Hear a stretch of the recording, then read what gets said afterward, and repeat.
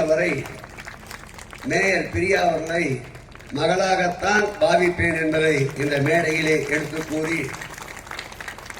பொங்கல் திருநாளை கொண்டாடாத பகுதிகளே இல்லை என்ற வகையில் உதாரணத்துக்கு சொல்ல வேண்டும் என்றால்,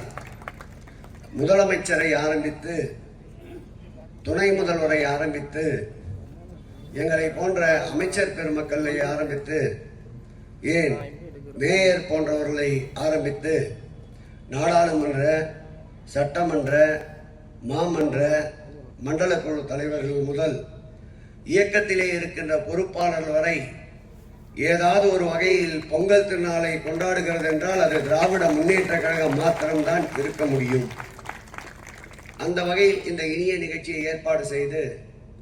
உங்களையும் காணுகின்ற நல்வாய்ப்பினை நல்கியிருக்கின்ற, பேசுகின்ற போது தந்தை ஸ்தானத்திலிருந்து கண்ணீர் மல்க கூறினார். நிச்சயமாக என் உயிருள்ள வரை மேயர் பிரியா அவர்களை மகளாகத்தான் பாவிப்பேன் என்பதை இந்த மேடையிலே எடுத்து கூறி, எல்லா நிலையிலேயும் அடுத்த ஒரு 1/4 நூற்றாண்டுக்கு இந்த இயக்கத்தை கடத்த வேண்டிய பொறுப்பு தமிழகத்திற்கு உண்டு. ஏனென்றால் அந்நிய ஏகாதிபத்திய காலத்தில் எப்படி வெள்ளையர் நம்மளை ஆட்கொள்ளத்தார்களோ அதே போல் இன்றைக்கு காவி கூட்டம் நம்மை அடிமைப்படுத்த முயற்சிக்கின்றது. அந்த கூட்டத்தை முறியடிக்க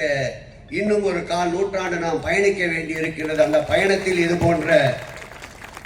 அடுத்த இளைய சமுதாயத்தை உருவாக்க வேண்டிய பொறுப்பு எங்களை போன்றவர்களுக்கு உண்டு என்பதால் அன்பிற்கினிய என் ஆறுயிர் மகள் பிரியா அவர்களை மென்மேலும் இது போன்ற இயக்கப்பணிகளை ஈடுபடுவதற்கு என்னாலும் உறுதியாகவும் உண்மையாகவும் இருப்போம் என்பதை இந்த பொங்கல் திருநாளில் எடுத்து கூறி